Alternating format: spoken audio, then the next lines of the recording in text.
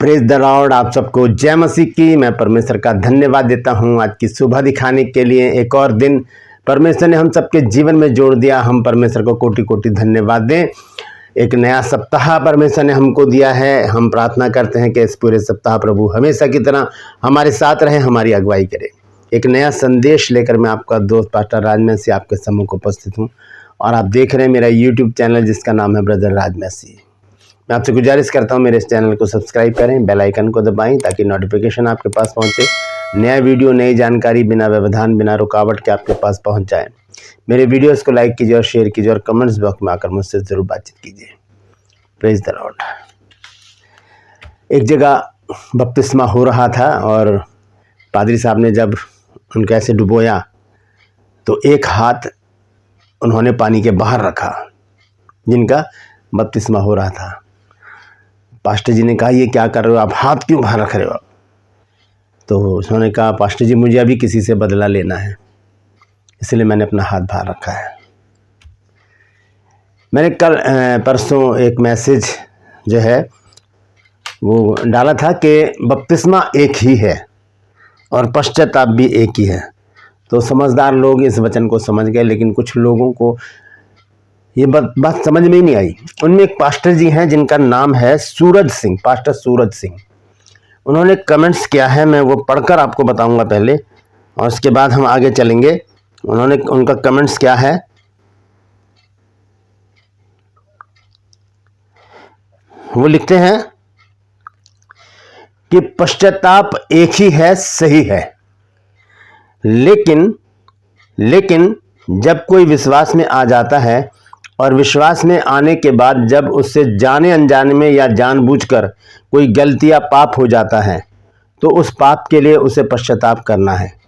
यह अभी आपने अपनी टीचिंग में सिखाया। फिर उन्होंने डॉट डाले हैं 3, उसके बाद लिखा लेकिन फिर आपने अंत में कहा पश्चाताप भी एक ही है। वह कौन सा पश्चाताप, ये सवाल है उनका कि वो कौन सा पश्चाताप है। और आगे लिखते हैं, इस बात को क्लियर कीजिए, कृपया लोगों को भ्रम में मत रखिए और डराइए मत। पास्टर जी, आप तो पास्टर हैं, आपको तो समझना चाहिए पश्चाताप किसे कहते हैं। कोई भला काम करके तो पश्चाताप करेगा नहीं कि मैंने भला काम कर दिया, प्रभु मुझे माफ़ कर दे, मैं पश्चाताप करता हूँ, मुझसे एक भला काम हो गया, मुझसे भलाई हो गई। तो पश्चाताप तो गलत कामों का होता है, पाप का पश्चाताप है। बाइबल हम पढ़ते हैं, बाइबल के पढ़ने वाले लोग अगर ऐसा सवाल करें तो मुझे लगता है कि हमें बाइबल ज़्यादा पढ़ने की ज़रूरत है। पश्चाताप तो पाप के लिए किया जाता है, जो गलती हम कर जाते हैं उसके लिए। और आपने लिखा है कि जानबूझकर या अनजाने में, ये दोनों बातों का विरोधाभास आपके जीवन में क्यों? आप तो पास्टर हैं, आपके नाम के आगे लिखा है पास्टर सूरज सिंह। तो जाने अनजाने में या जानबूझकर, ये दोनों बातें आपने क्यों लिखी हैं? जब हम जान जाते हैं कि ये चीज गलत है, ये काम करना पाप है, और फिर हम वो करते हैं तो वो जानबूझकर किए हुए काम को ही पाप कहा जाता है। सर, जानबूझ के किए हुए गलत काम को ही पाप कहा जाता है।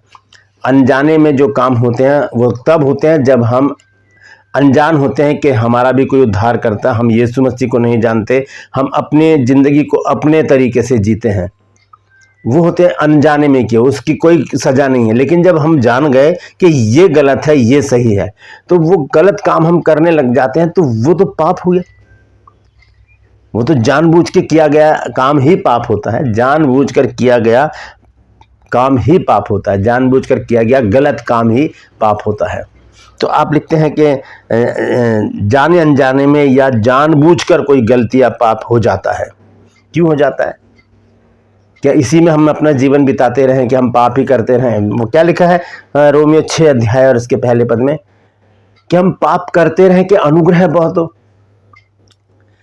करते रहें पाप कि परमेश्वर अनुग्रह तो कर ही देगा, करते रहो। हम इस बात का ना फायदा उठाते हैं परमेश्वर के इस बात का कि वो हमें माफ़ तो कर ही देता है, चलो कर लो।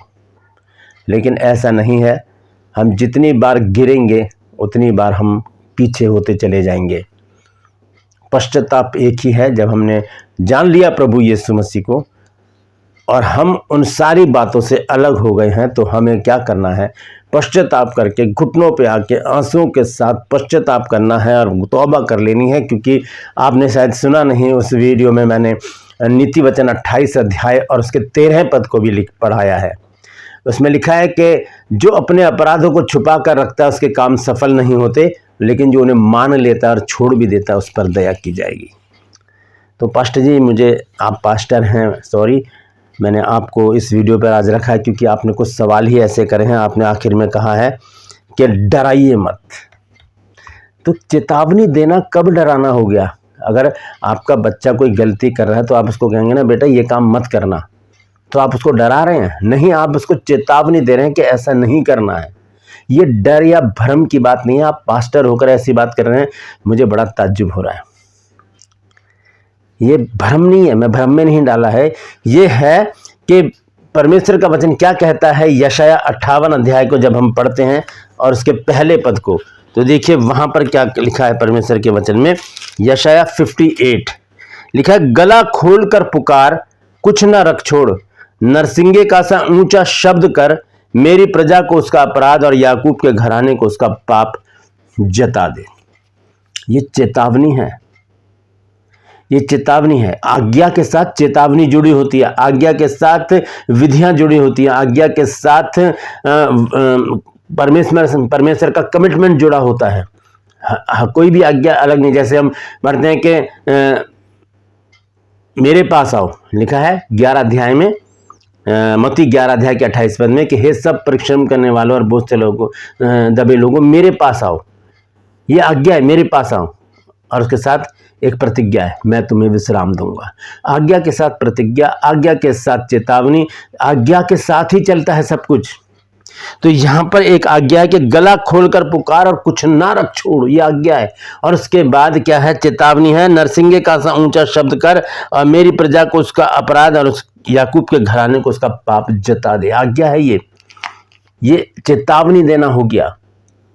ये परमेश्वर के लोगों का काम है। और मैं हमेशा ये कहता हूं कि मैं किसी के ऊपर हुक्म नहीं चलाता, मैं अपने को भी वहां कहता हूं। आप दोबारा उस वीडियो को देखिएगा, मैंने वहां पर यह भी कहा कि मैं भी उसमें हूं, मैं भी उसमें हूं, मुझे भी पश्चाताप करने की जरूरत है।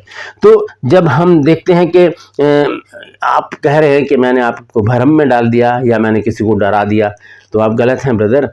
सर ये गलत है, क्योंकि मैंने सीधा सा बात कही। क्योंकि किसी व्यक्ति ने मेरे से कहा था कि मुझे दोबारा बपतिस्मा लेने के लिए कुछ करना पड़ेगा, क्योंकि वो व्यभिचार में लग गए थे।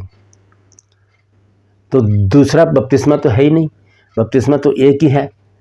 मैंने पढ़ा दिया था इफिसियों 4 अध्याय में, 4 अध्याय के 5 पद में, तो वहां पर लिखा है कि बपतिस्मा एक ही है, परमेश्वर एक ही है। तो पश्चाताप भी तो एक ही बार करेंगे हम, कि बार बार करते रहे, प्रभु पाप हो गया मुझे माफ कर दे। फिर सारा दिन हम पाप में लिप्त रहे, रात को बैठे सोने से पहले, प्रभु मुझसे आज गलती हो गई, मुझे माफ कर दे। परमेश्वर तो माफ करता रहेगा।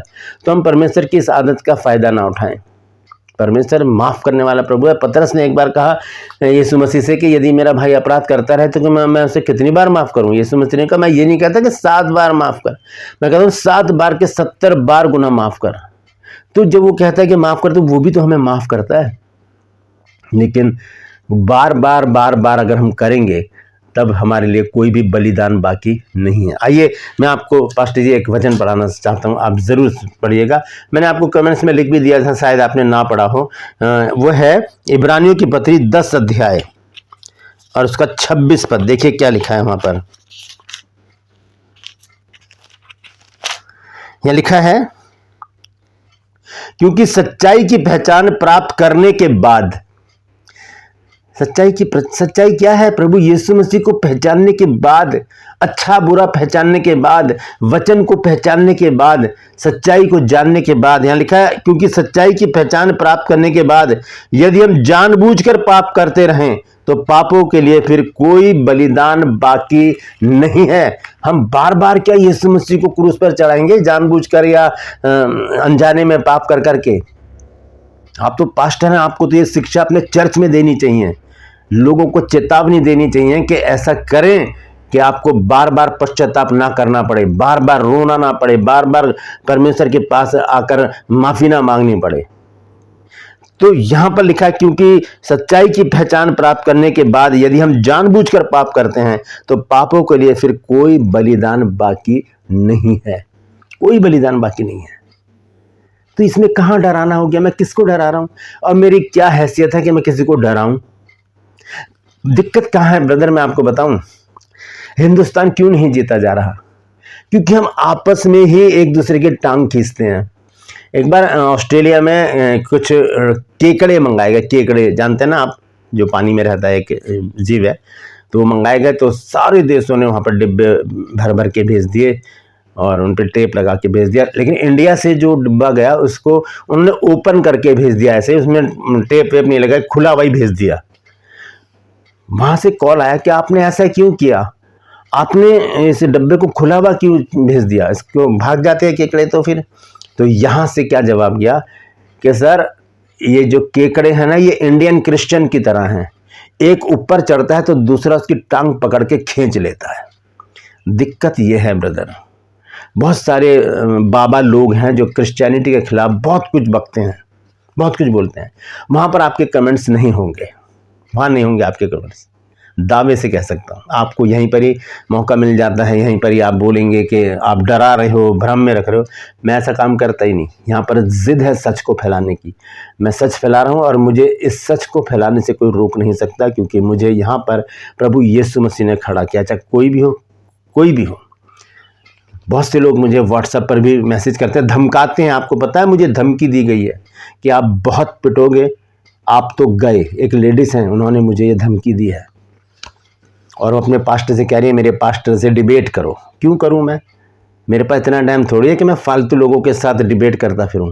मेरे पास परमेश्वर का वचन है, मैं उसे सच्चाई से फैलाऊंगा।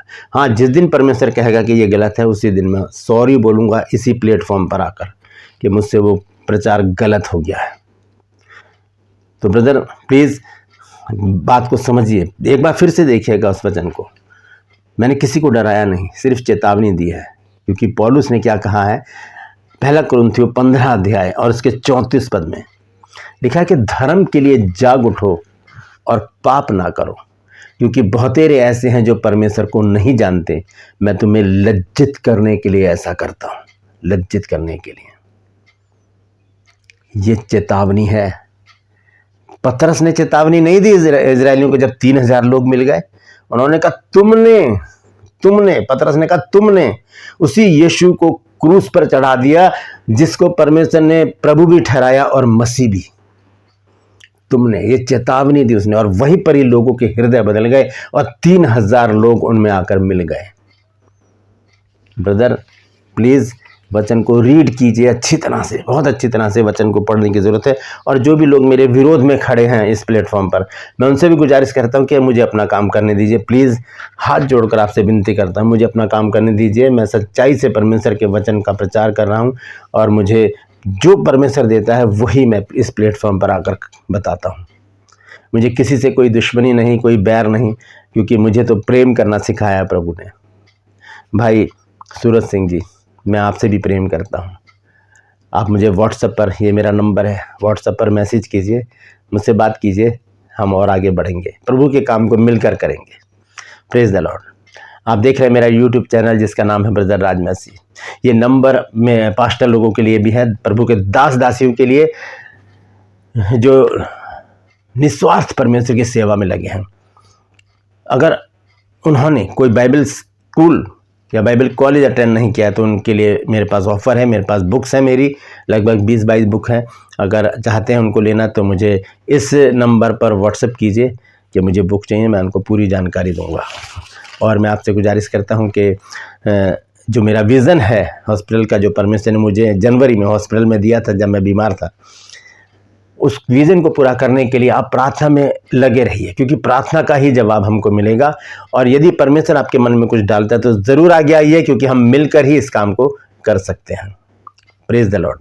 ट्रू पल्स में आज का सवाल है कि यहोशू और यीशु नाम का अर्थ क्या है। दोनों नाम का एक ही अर्थ है, जानते हैं तो कमेंट्स में लिख दीजिए। बाइबल में नहीं लिखा है, वैसे इसकी जानकारी हमें हिस्ट्री से मिल सकती है, तो अगर जानते हैं तो कमेंट्स में लिख दीजिए, नहीं तो डिस्क्रिप्शन में जाइए, वहाँ पर आपको ट्रू पल्स का एक लिंक मिलेगा, उसे क्लिक कीजिए और 1 मिनट में जान जाइए कि यहोशू और यीशु नाम का अर्थ क्या है। Praise the Lord. जो भी वचन आज आपने सुना है वो मेरा इरादा नहीं था कि मैं किसी की ऐसी क्लास लगाऊं, क्योंकि मैं तो बहुत छोटा, मैं प्रभु का बहुत छोटा दास हूं, मुझे नहीं करना चाहिए था ऐसा। अगर भाई सूरज सिंह जी आपको बुरी लगी है मेरी बात तो उसके लिए मैं सॉरी बोलता हूँ, माफ़ी मांगता हूँ आपसे। आप मेरे भाई हैं, प्रभु में मेरे भाई हैं। तो मैंने किसी को डराया नहीं, ना मैंने किसी को भ्रम में रखा है, और मैंने सच्चाई का प्रचार किया है कि जब बपतिस्मा एक बार हो गया तो उसके बाद दोबारा बपतिस्मा नहीं है। हाँ, पौलुस ने जो बपतिस्मा दिया था, गलत बपतिस्मा लिया था उन लोगों ने, इसलिए पौलुस ने उनको बपतिस्मा दिया। छींटों का बपतिस्मे के बारे में भी किसी ने पूछा है, छींटों का कोई बपतिस्मा नहीं होता, बपतिस्मा डुबकी का ही होता है। जब हम मत्ती रचित सुसमाचार 3 अध्याय पढ़ते हैं, उसके 15-16 पद में वहां लिखा है, यीशु मसीह पानी में से जब बाहर आए तब कबूतर की नाई आत्मा उनके ऊपर उतरा और एक आकाशवाणी हुई कि ये मेरा प्रिय पुत्र है जिससे मैं प्रसन्न हूं। इसका मतलब डूबे थे यीशु मसीह और फिर बाहर आए थे। यह है सच्चा बपतिस्मा, यह है एक ही बपतिस्मा, छींटों का कोई बपतिस्मा नहीं होता। Praise the Lord. परमेश्वर इन वचनों के द्वारा हम सबको आशीष दे। मैं गुजारिश करता हूं कि मेरे इन चैनल्स को सब्सक्राइब कीजिए, बेल आइकन को दबाइए ताकि नोटिफिकेशन आपके पास पहुंचे, नया वीडियो, नई जानकारी बिना व्यवधान बिना रुकावट के आपके पास पहुंच जाए। मेरी वीडियोस को लाइक कीजिए और शेयर कीजिए और कमेंट्स बॉक्स में आकर मुझसे ज़रूर बातचीत कीजिए। Praise the Lord. आज के लिए बस इतना ही, फिर मिलूंगा एक नए संदेश के साथ, एक नया वीडियो लेकर। तब तक के लिए मुझे इजाज़त दीजिए, लेकिन अपना और अपनों का ख्याल रखिए। Praise the Lord.